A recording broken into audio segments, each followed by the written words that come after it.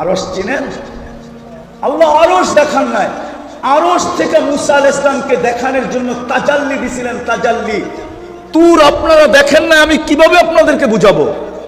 তুর পাহাড় তো আমি চোখে দেখছি, আপনাদেরকে এইখানে বসে আমি তুর পাহাড় কেমনে বুঝাবো?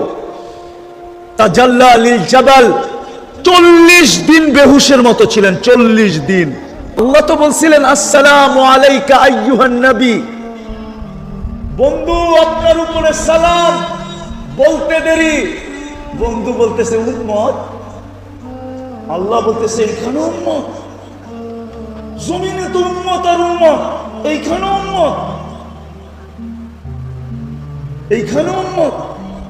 জবাব দিতেছে আনতা রব্বুল কারীম আনা নবিয়্যুর রহিম, আপনি রব্বে কারীম, আমি নবী রহিম।